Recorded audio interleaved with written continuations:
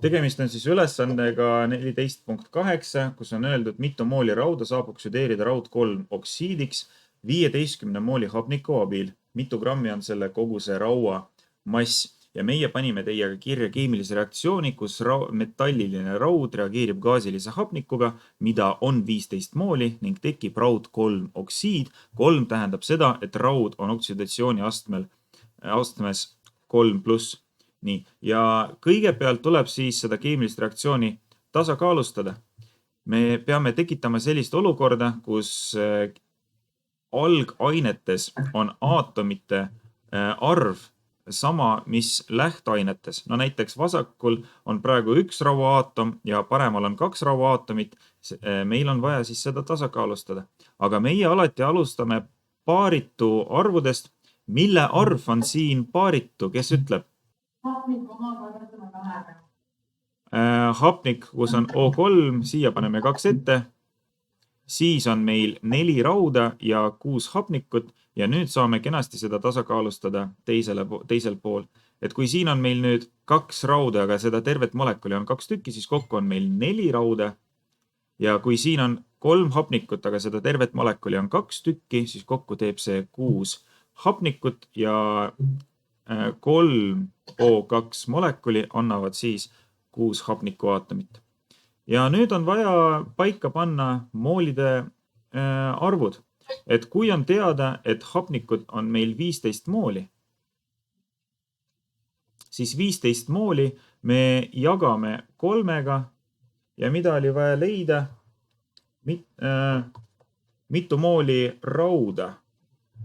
Et siis 15 me jagame 3-ga ja korrutame 4-ga. Et 15 jagada 3-ga on 5 korda 4 on kui palju? 20 mooli. Nii, kas raud 3 oksiidi kohta on siin midagi küsitud? Ei ole, väga õige. Ja nüüd on vaja siis leida selle raua koguse mass. Me nüüd teame, et paneme andmed kirja.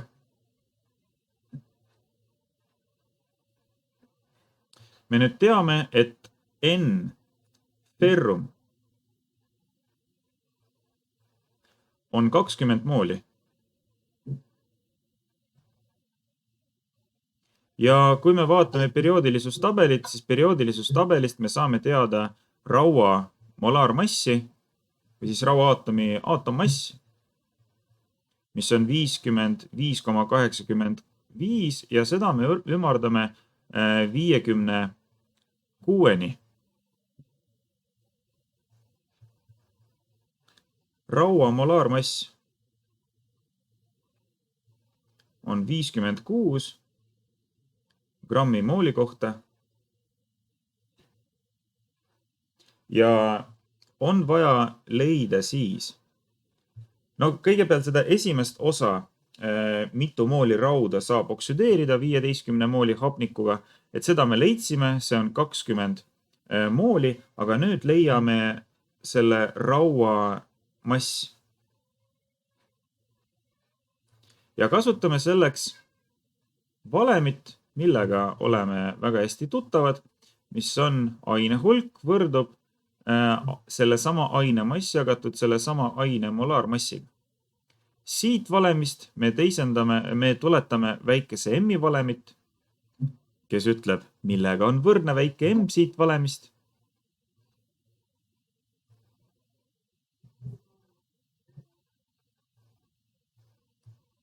Ja väike N korda suur M. Lõppvalemile tõmbame üks joon alla ja kirjutame lahendus, mis on M ferrum, võrdub siis, ja meil on raua aine hulk antud, mis on 20 mooli, ja korrutame seda 56 grammi mooli kohta ehk raua molaarmassiga ja saame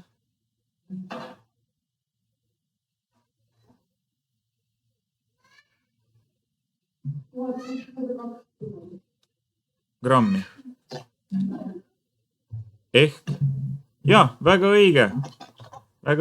1,12 kilogrammi on see, aga keemias on põhiühikud grammid. Füüsikas on põhiühikud kilogrammid, ärge ajage sassi.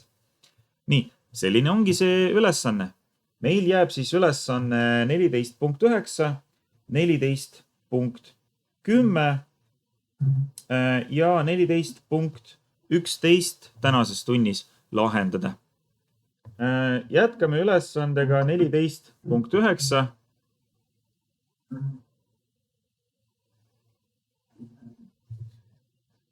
Ja siin on siis selline ülesanne. Põletati 6,2 grammi fosforit. Mitu mooli fosforit põletati? Mitu mooli tetrafosfordekaoksiidi seejuures tekkis? Mitu grammi tetrafosfordekaoksiidi tekkis? Jällegi, esimese asjana on selles ülesandes vaja kirjutada keemilise reaktsiooni võrrand ja on vaja otsustada, mis on siin lähteaine ja mis on saagisaine. Siin on mainitud meil fosforit ja tetrafosfordekaoksiidi, mis on lähteaine ja mis on saagisaine. Väga õige. Fosfor on lähteaine ja tetrafosfordekaoksiid on saagisaine. Et see on siis tetra 4 fosfor ja dekaoksiid, see on siis 10, P4O10, tetrafosfordekaoksiid. Millega on vaja fosforit reageerima panna, et tekiks oksiid?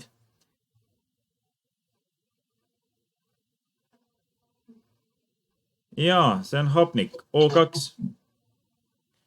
Et tuletame meelde, et kõik gaasilised mittemetallid on molekulaarsel kujul alati. Et lämmastikugaas on N2, vesinikugaas on H2, hapnikugaas on O2, näiteks kloorigaas on kloor 2. Nii, ja paneme kirja, mis meil antud on. Meil siin on antud, et põletati 6,2 grammi fosforit.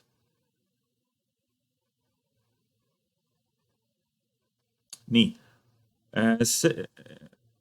Ja meil on siis küsitud, et mitu mooli tetrafosfordekaoksiidi seejuures tekib ja mitu grammi see on.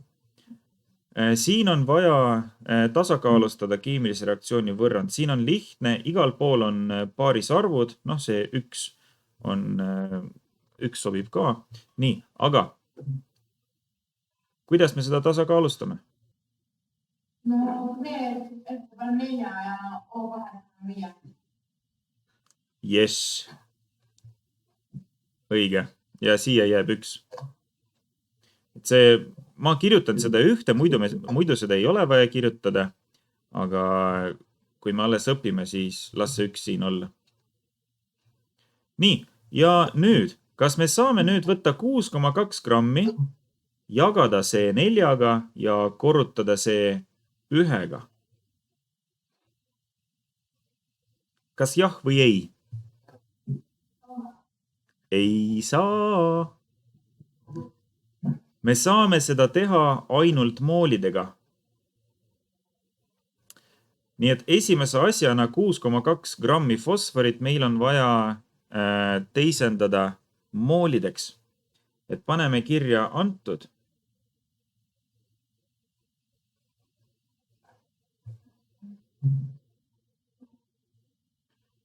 Ja meil on antud M fosfor, mis on 6,2 grammi.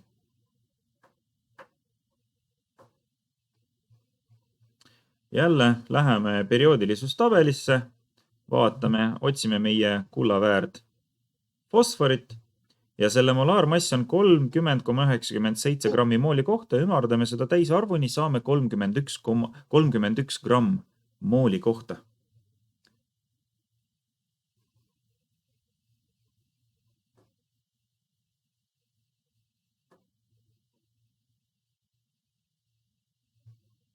Nii, samuti meil läheb vaja ka tetrafosfordekaoksiidi molaarmassi.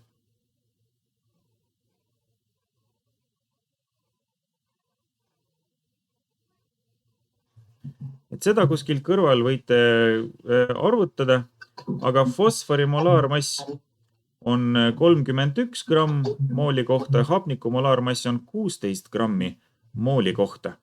Ja kui suur tuleb siis tetrafosfordekooksiidi molaarmass, mis on siis 16 korda 10 ja 4 korda 31.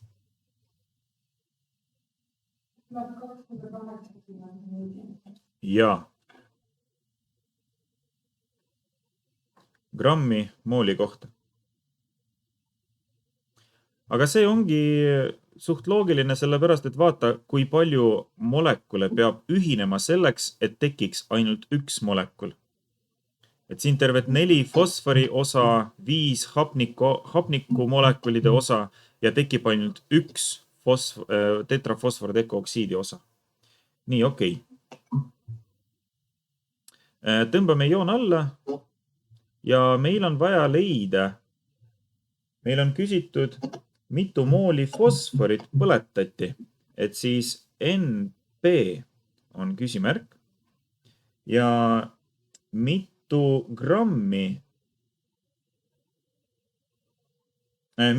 grammi tetrafosfordekooksiidi tekkis. Valem, nagu ikka, meie kõige tähtsaim N võrdub väike M jagatud suure M-iga. Siit me tuletame ka M-i valemit. No seda me eelmises ülesandes tegime. See on väike N korda suur M. Ja, küsi palun.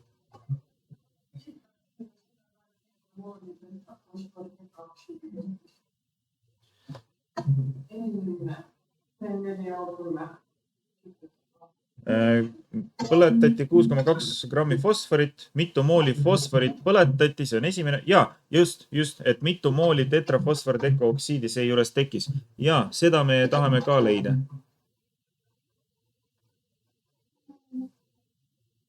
Kas ma vastasin sinu küsimusele?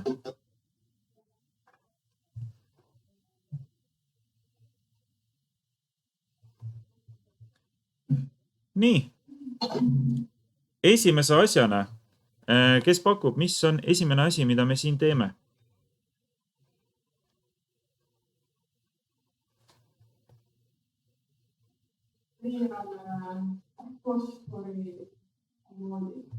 Väga õige. Selleks, et me saaksime leida ülejäänud ainete moolide arvud, me ei saa kasutada gramme. Meil on vaja leida fosfori moolide arv või siis fosfori aine hulk. NP on siis MP jagatud suure MP-ga. Ja siin on kõik lihtne, 6,2 grammi. Me jagame 31-ga. Kas saite 0,2 mooli? Nii, ja nüüd selle 6,2 grammi asemele nüüd läheb 0,2 mooli. Ja vot nüüd, kas me saame 0,2 jagada 4-ga ja korrutada 1-ga? Nüüd saame, väga õige. Ja palju siia tuleb, mitu mooli tetrafosfordekooksiidi seejuures tekib?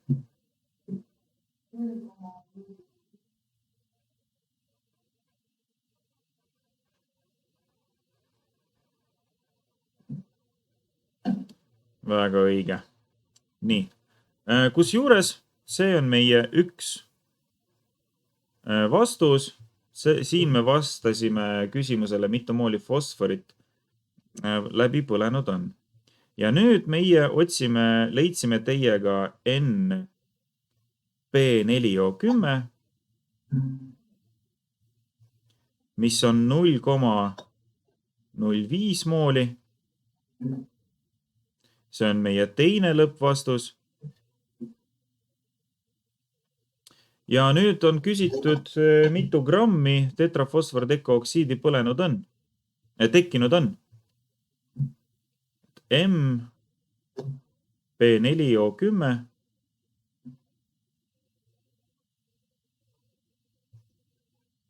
nii, mis see siis teeb? Vaatame seda valemit siin. ja see on NB4O10 korda suur M. Kas see oli küsimus?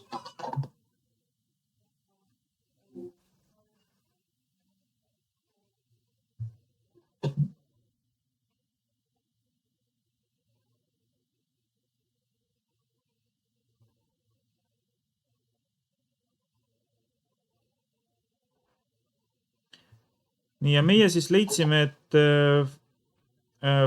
tetrafosfordekooksiidi moolide arv on 0,05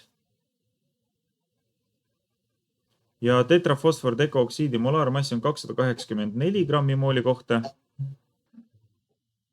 Nii, ja see on meie kolmas vastus, et tetrafosfordekooksiidi tekib 14,2 grammi.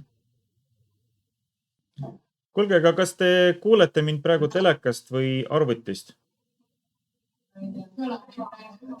Siis on vapsee hästi.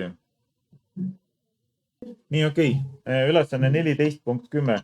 Mitu grammi väävlit kulub 25,6 grammi vääveldioksiidi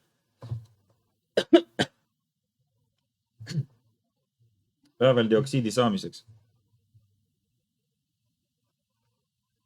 Nii, esimese asjana keemilise reaktsiooni võrrand. Ja mõtleme, mis on lähteained ja mis on saagisained. Meil on siin mainitud väävlit, meil on siin mainitud vääveldioksiidi. Mis on lähteaine ja mis on saagisaine?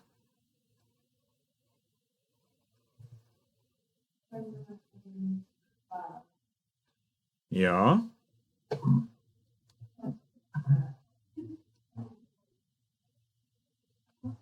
Väävel on lähteaine ja saagisaine on vääveldioksiid. See on siis SO ja mida dioksiid tähendab?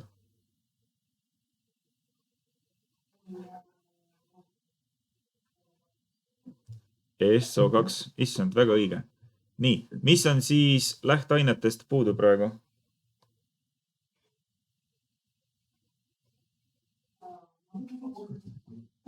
Jaa. Et meil on mittemetall, seda me põletame hapnikus või hapniku keskkonnas ja tekib selle mittemetalli oksiid, SO2. Nii, meil on siis küsitud, et mitu grammi väävlit kulub 25,6 grammi vääveldioksiidi saamiseks. Mis on see 25,6 grammi? Kas see on väävlimass, hapnikumass või vääveldioksiidimass? Jaa. See on siis 25,6 grammi. Kas seda keemilist reaktsiooni tuleb tasakaalustada? Ei tule ja vaata, kui lihtne see ülesanne on. Igal pool on ühed, mis tähendab, et kõik ainete suhted, kõik ainehulga suhted on selles ülesandes absoluutselt samad. Et siin ei pea midagi arvutama erilist. Et siis võime kirjutada, et 25,6 grammi vääveldioksiidi tekkimiseks läheb meil vaja siis, kas läheb vaja siis 25,6 grammi väävlit? Mida me siin kõige esimesena tegema peame? Nii, selleks, et teada, mitu grammi väävlit vaja läheb, meil on vaja kõigepealt leida vääveldioksiidi aine hulka. Nii et paneme kirja antud.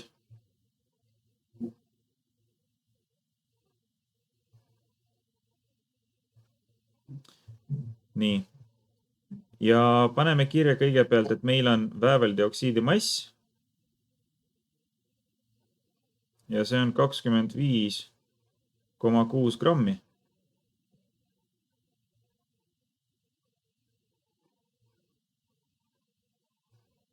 Ja läheb vaja kuna meil on siin tegemist väävliga ja vääveldioksiidiga, siis läheb vaja nende molaarmasse.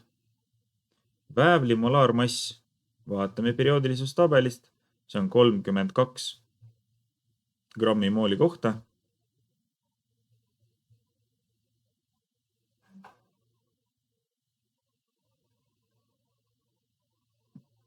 Ja vääveldioksiidi molaarmass, see on siis üks väävel ja 2 hapnikut. Hapniku molaarmass on 16, väävli molaarmass on 32. Kui suur on vääveldioksiidi molaarmass?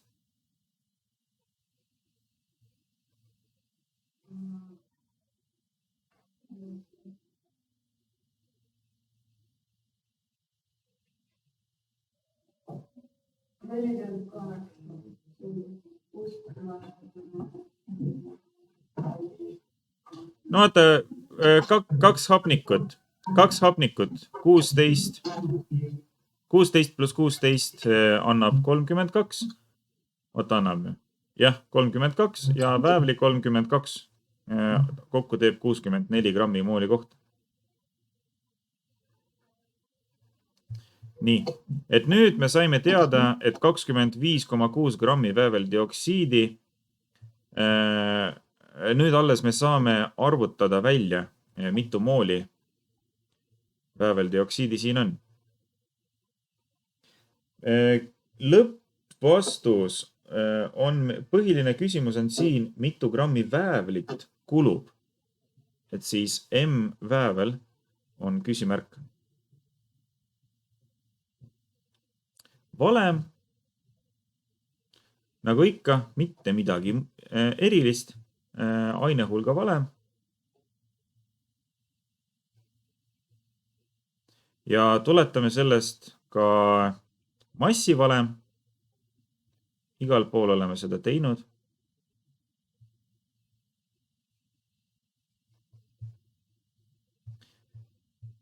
Ja esimese asjana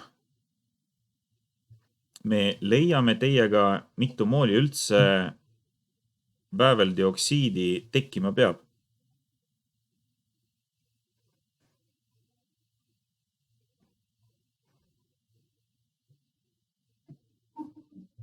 Nii, ja selle jaoks meil on vaja vääveldioksiidi mass jagada vääveldioksiidi molaarmassiga.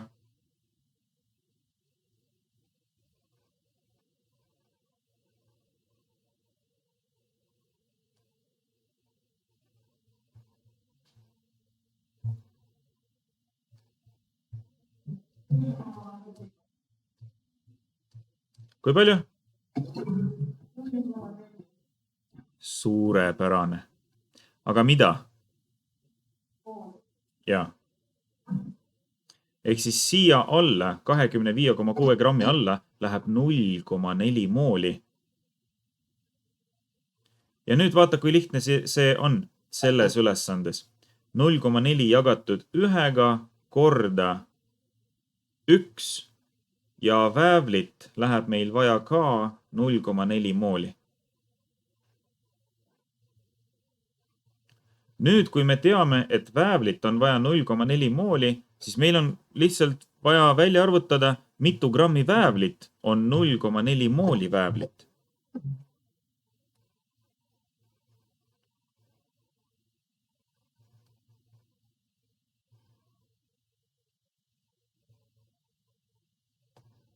Nii, ja kasutades seda valemit leiame väävli moolide arv, väävli mass.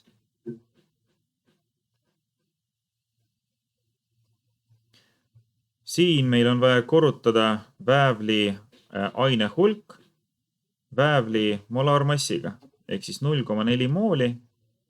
Korrutame väävli molaarmassiga, mis on 32.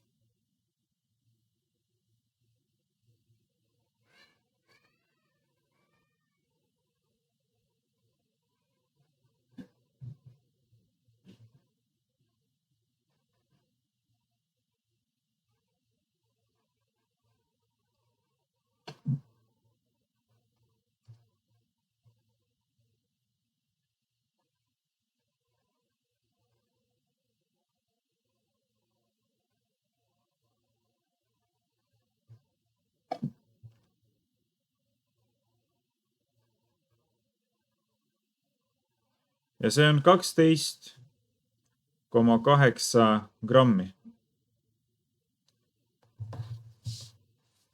Ja nüüd on selline küsimus, et meil on ainult 12,8 grammi väävlit, aga tekib 25,6 grammi vääveldioksiidi. Kus kohast vääveldioksiid saab ülejäänud, mis need on, 12,8 grammi?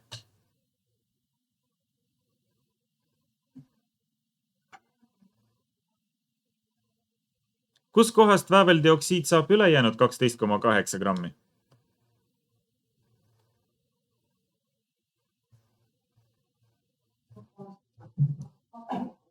Jaa, et osa massist vääveldioksiid saab puhtast väävlist ja osa massist vääveldioksiid saab hapnikust.